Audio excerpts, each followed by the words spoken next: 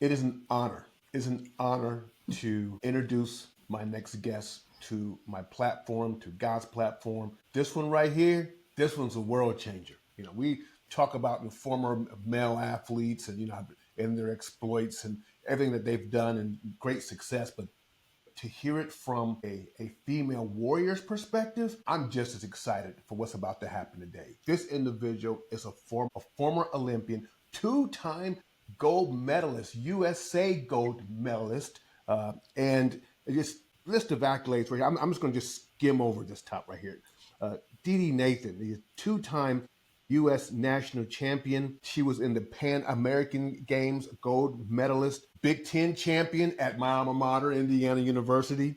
And just ranked at one time number one, and I don't even know how to pronounce that word. I'm just going to ask you later, DeeDee. So, multi-time USA indoor champion. Ladies and gentlemen, I introduce to you a world changer, confidant, and my friend DeeDee Nathan. DeeDee, how you doing? I'm good. How are you? How are you? You know what? I am doing wonderful by choice. Now you're in what, North or South Carolina right now? North Carolina. Okay, awesome. So wow, framing and understanding a person that participated in the Olympics. That right there is just absolutely fascinating.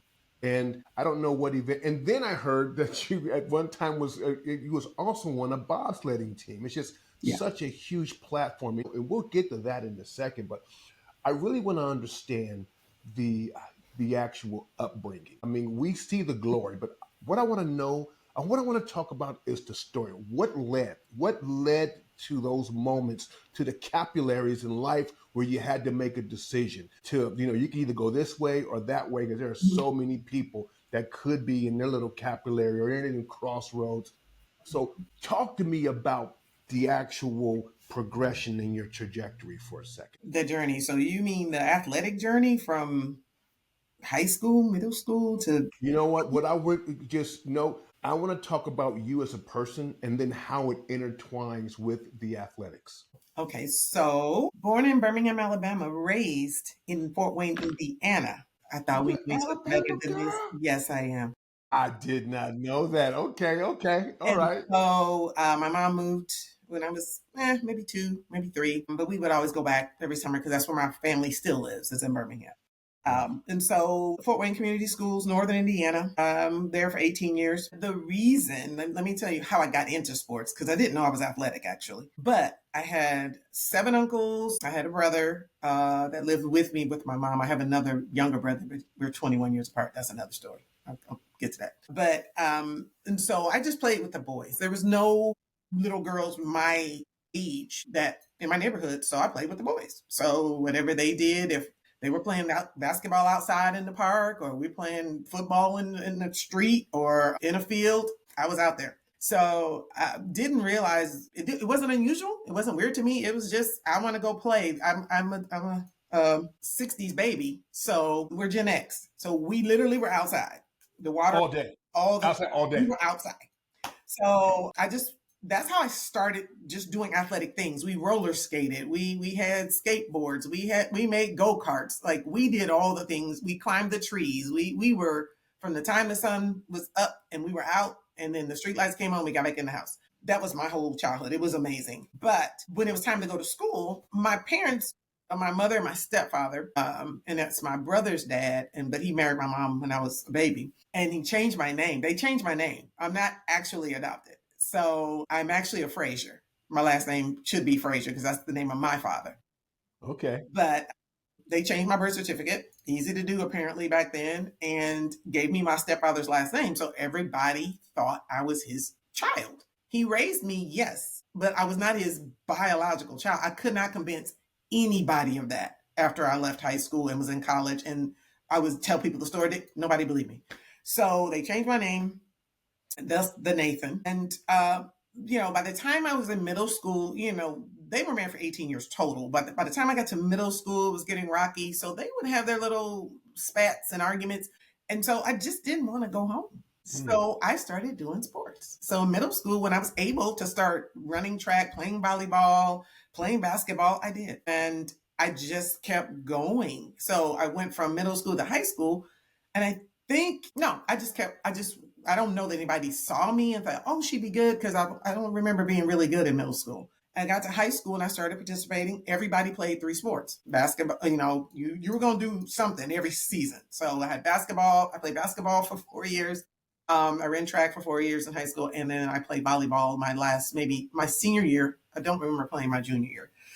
So that's how I got into sports. So let's stop you for a second. Would you say that sports became A, an outlet, and B, an escape? Yeah, I would tell anybody now that I am well past all of it's just been an amazing experience, by the way. It saved my life, really, because I can't tell you where I would be if I had not been engaged in athletics, because then that also opened the door to the academics. And Right. I was a decent student in high school, decent student in college, actually ended up I have 2 undergrads, a master's, and then a certificate of leadership from Indiana University and IUPUI, which I think is no longer. But yeah, so it opened the door for a lot of things. But yeah, I think had I not been in sports, I can't tell you. I don't know. I can only speculate based on what my family is doing, where I would be, but we wouldn't be talking. We would have never met. We would have never been Yeah. friends in college. I would not have gone to college because the options that my mother and my stepfather had in their mind was military, or once you're 18, or you go get a job and ultimately you get out on your own. It wasn't about staying at home after high school. You went somewhere. My brother went to the military. He went to the Marines, my younger brother. Yeah, I just got blessed and I ended up getting a full ride scholarship to Indiana University my senior year. Yeah. And everything just went from there. But it really, I believe, saved my life. And because I ended up being pretty good, I didn't know that my biological father was athletic and very good. No. Did he play sports? Yeah, yeah. And no one talked about it. So I literally thought my stepfather was my father until I was 14 years old. Okay. Before I tell you this story, because the emotion is going to surprise you, but I always knew there was something a little different, but I didn't know what it was. So my stepfather was one of 10. He was the oldest of 10. And my brother was his son. Everybody on his siblings, their children, they always doted over my brother. They were kind to me. They spoke to me, but they didn't. I noticed the difference. So I thought to myself, but as a child, like I said, that I wasn't abused. Everybody treated me well. I just noticed there was a difference. So again, like I said, my mother and my stepfather it was getting, actually, by the time I got to my freshman year in high school, they were separated. And I think they actually got divorced by the time I was a senior, but my stepfather had moved out. So I came home one day, my freshman year, basketball season, and they were arguing about something. I don't know. When I came in, they were just enthralled in this verbal argument. And I was so used to them arguing. I was like, what are you arguing about now? Because high school, you're getting your voice. You're starting to say stuff. I mean, we couldn't say too much, but I was like, why are you arguing? And my mother was like, tell her. And I don't know if my stepfather had done something wrong and she was just sick of his crap that day or whatever. And I said, tell me what? And again, I thought that was my father. And she was like, tell her. I was like, tell me what? So my stepfather kind of, he was cornered because he knew if he didn't say something, she was going to say something. And when I tell you he doted over me, when I tell you anybody from Fort Wayne, Indiana that sees this, they're going to know that knew Robert Nathan. They knew he was extra overprotective of me, doted over me, just bragged all the time. I was his child. And so he took me in the dining room and sat me down, and I was just looking at him, and he was like, I got something to tell you. And I'm like, okay, what's going on? He said, well, I'm not your father. I was like, huh? He was like, I'm not your father. I was like, okay. And at the moment that he told me, I didn't have any emotion. It was weird because I knew I wasn't like him, even though we kind of favored and we kind of looked alike. And he did raise me from about 3 years old. And by then I was 14. But there was something, I felt relieved. That's what I felt like, because their relationship was so contentious and we were just not alike, not at all. I didn't see myself in him. And so I felt relieved. And then I believe, I cried and he was destroyed. He was just crushed because he was just going to ride that. And he did. He literally rode that deception till the day he died. He died a few years ago. But yeah, I was like, okay. And then I began to ask about my father. Now, in the interim, my father had been writing letters to me. They threw them away. They never let me see them. Didn't even know they existed. My aunt and my family in Birmingham, they all knew that that was not my father. No, my cousins, my aunt, my grandmother, nobody ever told me.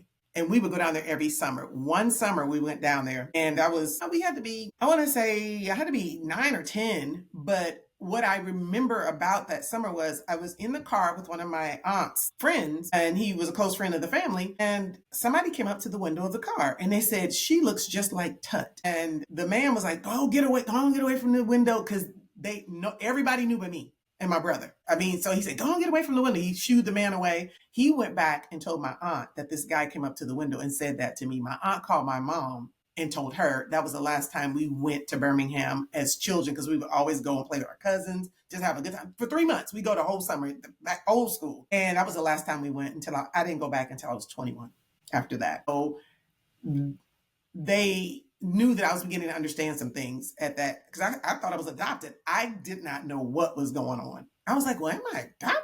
And nobody's like, oh, no, you're not adopted. And I was just, again, I didn't feel like I saw myself in my mother's side of the family. And I definitely didn't see myself in my stepfather's side of the family. So that goes on. But that's how I found out that my stepfather was not my father.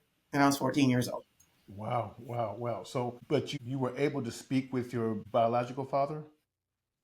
Okay. Ultimately, I made it through high school, praise God, and actually college. I was in college, and I had an opportunity to go to Birmingham and meet my biological father and my grandmother, who didn't reach out either. Like, I don't know.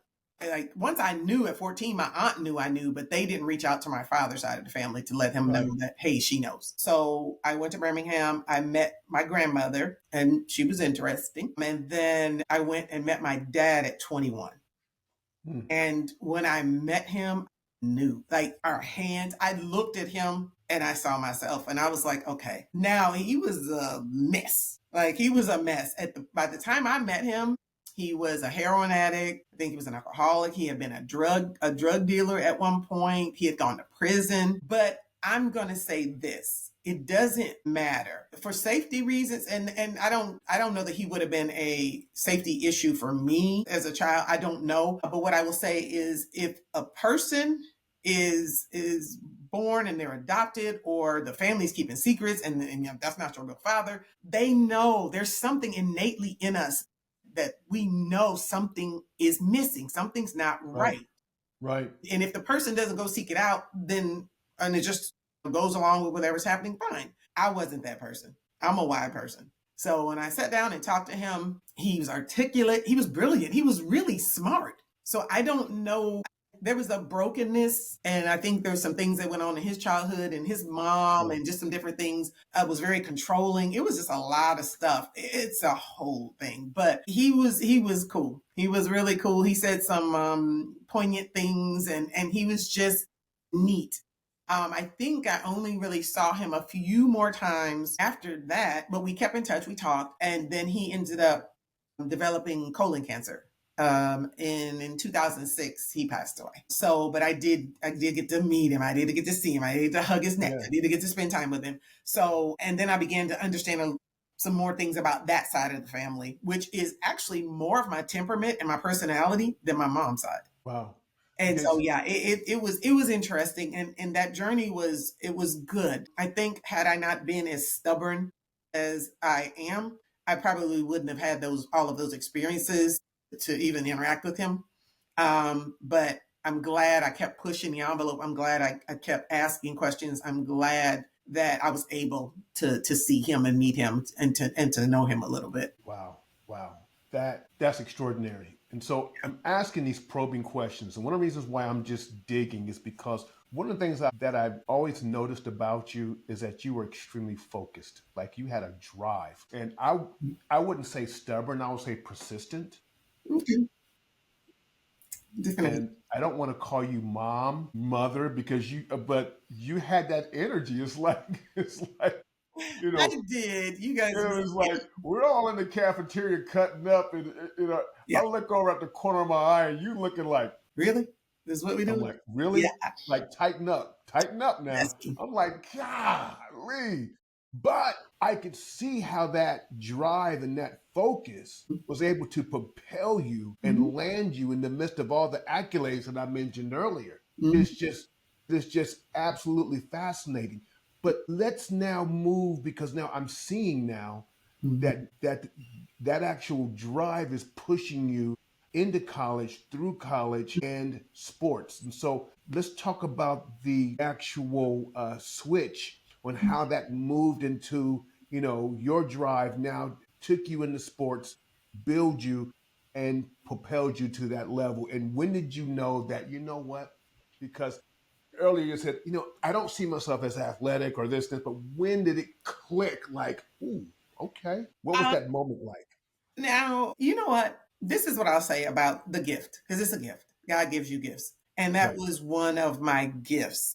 And I bless God for being able to capitalize on that gift. In high school, I knew that I was good. My high school coach, I think I ended up leaving high school like ranked fourth in the nation. What that really meant to me in the 300 hurdles, which is one of my events. I did the short hurdles, 300 hurdles. I did the 400, 4x4. I did all those things. I long jumped.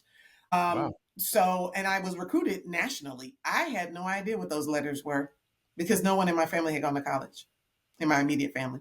So I would get all these letters with alligators on them and symbols and and bulldogs, all the things, and didn't know what I was looking at. And my stepfather was like, "Oh, once you go to Purdue, or like he wanted me to stay in the state," and I Okay. didn't know not to not stay in the state. And so I visited Purdue, didn't like the vibe there, and No, so no, I, I'm telling you what I experienced. I it's was like, horrible. this is Yeah. kind of something Yeah. up here. Industrial. I didn't know what was happening. So I went to IU, had a great time with the team. It was super cool, and I Mhm. settled in on IU, and that was just divine. It was just prophetic. It was divine. I was supposed to be there.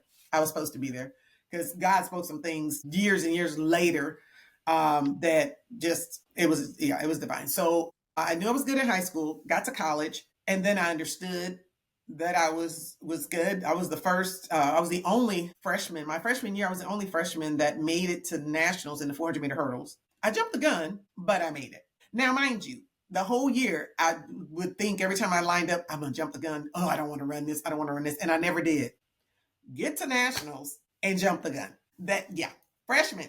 But I also was there on the 4x4 for so I Big Tens every year. I was an All American every year. I think long jump, indoor and out. I think I may not have made it my freshman year in long jump, but after that, long jump every year, a national ranking, and all the things. So college, I understood, and this is how I got into the heptathlon, which is the event that I went to the Olympics in. I was The one I couldn't pronounce just now, the one I couldn't pronounce. yeah, heptathlon. Mhm.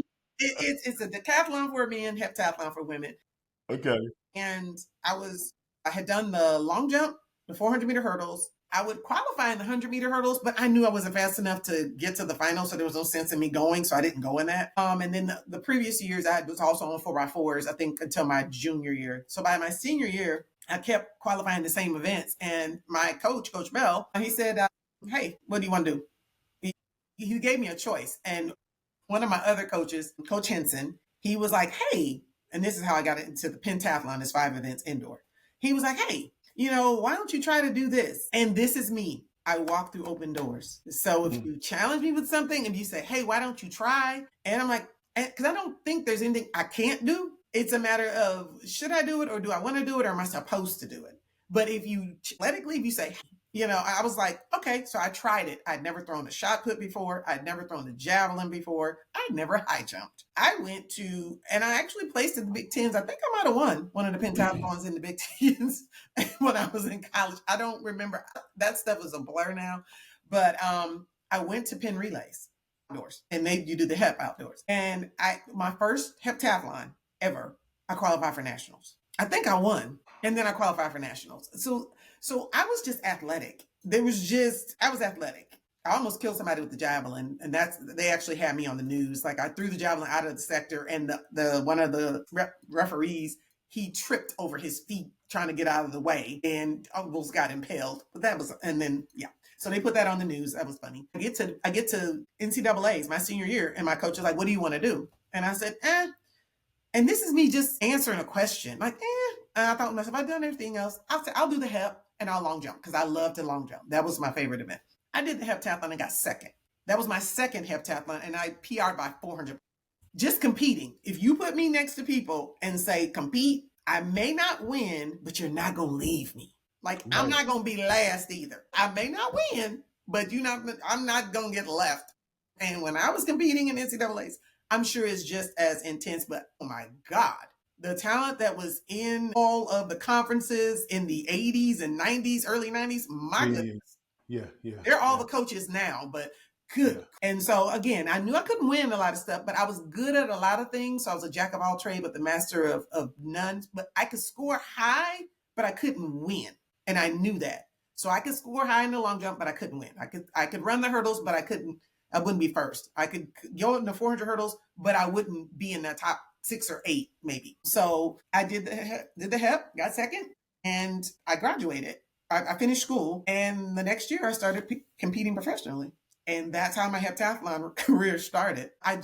Simply walking through open doors. I had no plan from the very moment I stepped on a sporting field or track or court. I had no plan, none. I just kept competing. So what is there's a number of things that is just flat out fascinating. Okay? But first of all, you have these kids who are like first and second grade, they're on travel teams every week around the country, and they have ranking systems now and all that up and down. They have like publications. This guy's in the 5th grade, he's projected to be a 4-star and blah blah blah. I was like, man, you just fell into this. It's almost as if this entire thing was a divine setup from God. It was. Now, as we move through all this, you keep referencing God. Was there a moment where you're like, okay, Lord, look, I am DeeDee, okay? I am at the creme de la creme. I'm the top. I'm a freshman. Everyone knows who I am, but yet I'm going to submit this unto you. Like, what was the moment to say, you know what, Lord, be the CEO of my life? Okay. So even though I went to church as a child, I wasn't a Christian. So I didn't get actually saved or committed my life to Christ until I was 21. Oh no. Was it 21? Because I'd gone through like several churches, and that's a whole another journey. But when I submitted, to answer your question, when I submitted my actual like athleticism to God, I was 28, and I had missed my second Olympic team. I competed in 1992, so I was out of college for 2 years. I went to that Olympic trials again, just competing, not really knowing what I'm doing. I got 4th. I missed the team by 1.5 seconds because you add up points and then you can convert them to seconds or whatever the case may be. So I missed the team by 1.5 seconds in 92. Fine. So 96, I get prepared, and I'm like, okay, I was in the best shape of my life, just ready to go. It was in Atlanta. I was like, oh my goodness, I can just do this one. I can retire. This is going to be great. My plan was a Christian. The church that I was attending ended up splitting. So it actually ended up being a cult. So we don't even go into that. But the pastor at the time, I was attending a church in Indianapolis, and he called an evening meeting. We all went, and he stood up in the pulpit and said, I can no longer teach to you what they're telling me to teach you. And I thought, now mind you, when I joined the church, because I'm not one to really be told what to do, that's not really my thing, I started reading the Bible because they had disciplers and things like that. So I started reading the Bible. If it was in the Bible, I was fine to do it. But if it wasn't in the Bible, I'm not doing all this weird stuff. We're not doing this. And so I gave that poor lady, bless her heart, I hope she's doing okay, my discipler. So when he did that, the church split. I was out of church for 10 months, and I ended up dating this guy who will remain nameless. But he was awesome. He was a nice guy. Nothing wrong with him. But I was out of order. And I ended up dating this guy, just dating him regular, like I didn't know Jesus and the pardon of my sins. And I went into that Olympic trials in that relationship. I got to the last event in a very good place that, I could make the team. I was in a position to make the team. Ran the fastest 800 I'd ever run and missed the team by 1.5 seconds. When I crossed the line, I knew why I missed that team. To everybody else, it just looked like I just barely missed it. No, I was out of order. And God said just as clear, he said, if you don't do it my way, you'll never go. And that was the last thing I needed to do. I had made world teams. I had done indoor stuff. I, traveled to go to different meets, and the Olympics was the last thing I needed to do. Like that was the last thing on my track and field resume. And when I crossed that line and missed that team, God said, you either going to do it my way or you're not going to make it. I was 28. So I was like, oh, I mean, my coaches were crying. I mean, people were devastated. And I was just like, okay, I understood. I'm like, all right, obedience is better than sacrifice. That's what I know now. You can't tell me nothing now. Obedience. And I'm still stumbled like past 28, of course, but sports wise, I'm like, okay. I was like, okay, I guess I can't date. And so whoa. So you stopped dating, period? I had to. If I wanted to, and let me tell you how I got back into training for the next 4 years, because I didn't have no plan. My plan was to go to 96, make the team, and retire. That was my plan. I didn't make the team. My goal was not accomplished. And I knew that I could not be in sin dating somebody out of the will of God and be successful. He made that clear. So I was like, all right, that's what we got to do. So I went home. I was told to stay ready just in case, one of the athletes, would run ready or didn't want to do it, do my event. So I did. I stayed ready. That time came and went, so that was fine. The Olympics started, and we had an athlete that, and I love her, but we had an athlete that she started the event and stopped. When she did that on the second event, I started getting phone calls. Reporters were calling me. People were calling me and saying, well, what do you think about that? I said, I don't have a thought. She earned that spot. She could do with it what she wanted to do with it. I did not earn that spot. That was her spot. If she went out there and false started and walked off the track, that's how it goes. I mean, we all know that's the game. Like whoever makes the team, they're gonna go. Like they can be broken bones, all the things, they're going. Because that's not something that comes around. It comes around every 4 years. It's really hard to make an Olympic team in the traditional Olympic sports. Now, I know we have a bunch of new stuff, and I'm sure they have their qualifiers as well, which may be equally difficult. I don't know. I know track and field is hard in the U.S. So she did that, and then somebody asked me, they said, hey, somebody from Fort Wayne. I don't remember who. And they said, hey, are you going to try again? And I said, yeah, I'll try again. That determined my next 4 years of training. Me saying yes to somebody and keeping my word. I don't even remember who I said yes to. And so I started training again. And interesting, right before 2000, another guy comes. He shows up. Not a good guy. Got out of order. And I went to do, that's when I was leading the world. So I went to go do a meet in Gotsis in Austria, and I won that meet. That's how I ended up being world ranked number one. He was there with me. And when I finished that event, I was like, you gotta go. I'm like, you gotta go. We were in Europe. I was like, when you fly back to wherever you're going, that we're done. God was like, look, I told you. I was like, oh my God, I'm not gonna miss another team. I was like, no. So when we went our separate ways, I got home, God told me to fast. Because by then I was into my spiritual walk. So he told me to fast, and I didn't. And so between that meet and the national meet, I had about a month and some change. And that's about how long it takes for us to recover from those. They're really hard on your body, the 7 event. And so I didn't fast, and I was supposed to. I got to the national championship that year, and this was for a world championship team. I was, proficient at high jump and all the things. I no-heighted in high jump. I had never no-heighted in high jump. When I did not know what I was doing in the heptathlon, I never no-heighted. So that means you attempt and you don't clear a bar. I no-heighted at that national champion, and God said, I told you to fast. He talks to me. I don't know about other people. I can't speak to you. The Holy Spirit speaks to me. I missed hundreds and thousands of dollars because I was leading the world, and I was and again, it was in the best shape of my life again. And I was as strong as I ever been.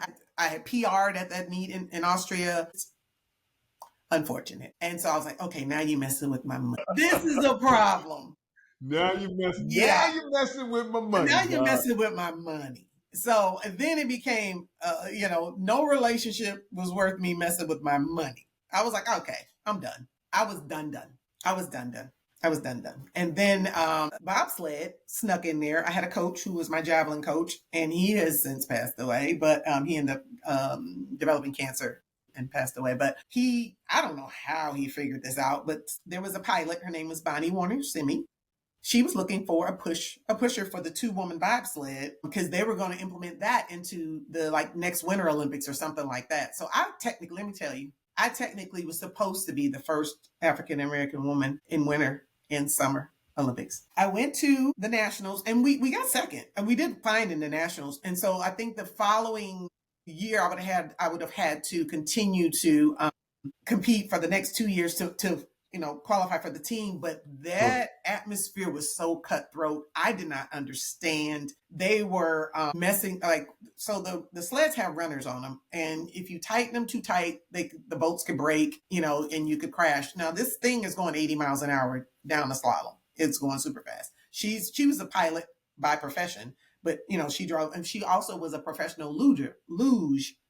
So the luge is when you lay on your back on the board and you do this. She had done that 4 or 5 times already in the Olympics. So she knew the sport, she knew the things. And I actually competed for a season. I went to Europe and was bobsledding. Didn't know what I was doing. Not at all. One of the times I went down to go down the slalom, went in head first, feet was up. Had to get back right because I'm the one that stops it. I was the one that stopped the sled. And before we hit the curve, because we could have crashed and just be flung anywhere.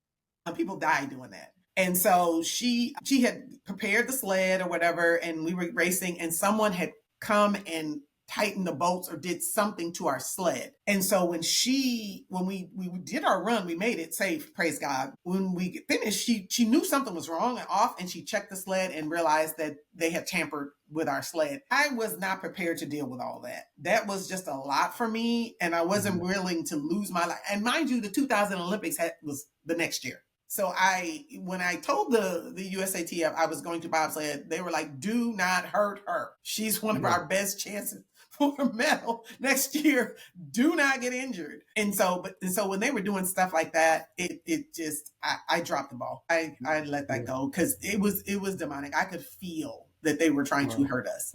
It was bad. And they were. And they weren't very nice people in general. A lot of them just really, I don't know if it was something had to do with Bonnie or I don't know, but it was not a good environment. I left it alone. And then they kept recruiting from track for pushers because we have explosives out of the box. And that's how the young lady from Alabama, Birmingham, ended up being the first African-American female in the women's box. Well, you know what? Now we know. Yeah, nobody knows that story. Now we know. Yeah. So yeah, and again, hindsight's 2020. I can tell you about all the missed opportunities because of disobedience or lack of faith. And the only thing I think about that I would really focus and change and do different is be in moments. That was my job. Track was my job. So it was like going to work. It wasn't, I went to other countries. I just traveled the world for free. I've been to maybe 11 or 15 countries. It's just beautiful places, Greece, everywhere. And not really soaking in the moments and just being present. Yeah. And it's only now that I've gotten older that, now I go back and just visit on my own dime. Like I went to the last Olympics in Paris because I had a former athlete and she competes now. And I just went with her family and went over to Paris for 11 days and hung out. And so now I travel, go to Cabo, I do all the things, and I'm in the moment. But what I didn't do well when I was competing was be in my moments. It was my job. And I was being competitive, but I wasn't actually in my moments. Even when I won, I wasn't in my moments. Right. Wow. But the blessing in this though is that you are at the age, you are at a particular younger age to where it's like, okay, I need to maximize my moments. Usually when I talk to people about moments, the conversation that we're having right now, a lot of times they're in a rest home. They're 72, 73, they're 80. Yeah. And during the last few years, they don't talk about wealth. They don't talk about the 401k. They don't talk about, they always reference the memories because their moments became memories. And they're like, you know what? I wish I could have spent more time with my son. I wish I could have spent more time with my grandkids. But I was too busy chasing the bag, chasing the dime, chasing that.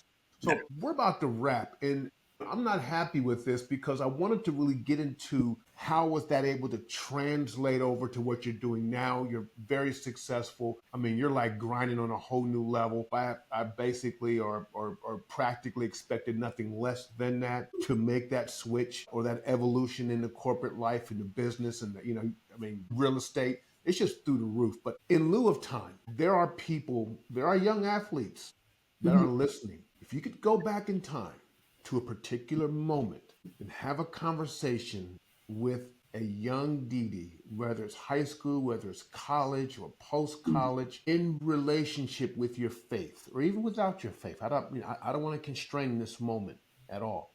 What would you say to her? What would you try to convey to her? If I could go back, and I would probably talk to my post college self, Okay. and I would encourage her to be faithful to God, seriously faithful. Not just be, I call them pew warmers, not just be a hearer of the word, but a doer of the word. And because I'm very disciplined, I am. So even then, and I've grown into that because of everything, but I would encourage myself to be faithful to God and get quiet and listen to him, because that's the majority of what I do now is I'm off to the side, I'm out of the way, really honestly living my best life out here in the country, and I love it. I know you're a country girl. You're a country. I don't know how you got reconnected to the country from Alabama. So you're doing the Yes, same thing. Doing I'm it. in the country. It's so cool. But yeah, just really being serious. And now I see the urgency also to be real serious about your spiritual walk, your Christian walk, your godly walk. It's important that you actually walk the walk, and not just lip service, and being lukewarm is just not going. And I was lukewarm in so many important moments that cost me a lot. They cost me a lot, but nothing is wasted in Christ. So all things work for the good of them that love the Lord and that are called according to his purpose. So there's nothing that's gone, that's done, and all I can do is move forward. But yeah, because I wasn't faithful as I should have been, I missed a lot of opportunities to do, even though God still came through and I still was the first to do a lot of things, which is something that he told me as I was continuing and finishing up my career and going forward. He said, you'll be the first at a lot of things. And I thought, God, how? There's nothing new under the sun. Like, he's talking to me, I'm talking back. Like, how? And not, his ways are above our ways, his thoughts are above our thoughts. Right. So, but a couple examples of being first, I was the first female at Indiana University in track and field to go to the Olympics. I was the first coach in Indiana history, male or female, not only be a state champion, but coach state championship team. I was the first. I'm actually currently a city council member in my little town. You did it. And I'm the first Oh my God. woman of color. I'm the first woman of color in my community to be on the city council. How big is your town again? It's how big? We're about 6,000. Do they know? Do they know your story, Dee? No, only a few people, and it's funny because I do CrossFit now. Okay. I've been doing it for like 3 years, and I work out with people every day. And every time I go in that gym, somebody who doesn't work out with me often or whatever, they come, I didn't know you were an Olympian. And we're always an Olympian. We're not ex. We're always an Olympian. That's the only sport that you are constantly that thing. You're an Olympian forever. Olympian. That's it. And so, yeah, people are still figuring out. I don't say anything. I'm just here. I'm just a regular person. I'm a woman. I'm a woman of color in a community, and I go to work, I do my thing, I take care of my home, and if you don't know, I won't tell you. I won't say a word about being athletic or about being an athlete, a former athlete, or I won't say anything. But people kind of pick up, like if I'm wearing my workout stuff, I'm like, did you play basketball? I did in high school, but I won't tell you I was an Olympian. I'll just answer your question. Yeah. So now my charge for you is on this podcast, I need a book from you. How did you know that you're not the first person that said I needed to write a book? I need a book because legacy is so important. And there could be a young freshman at IU trying to find her way or his Mhm. way.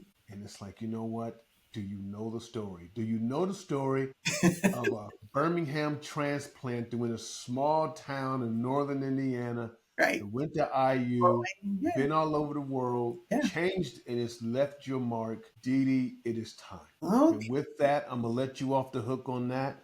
And we're going to conclude. Thank you so much. Lord, I just, I've never done this, but Lord, I just pray that this message affects and infects thousands of people for the years to come. We thank you. I speak blessings over this Mhm. podcast in the name of Jesus, the name above all names. Amen. Amen and amen. Amen. Amen. DeeDee, you've been an amazing guest. You are a world changer, and this is one more feather in your hat that God has placed Mhm. to be a blessing to the masses. Thank you so much. Thank you. Love you. Appreciate Love you.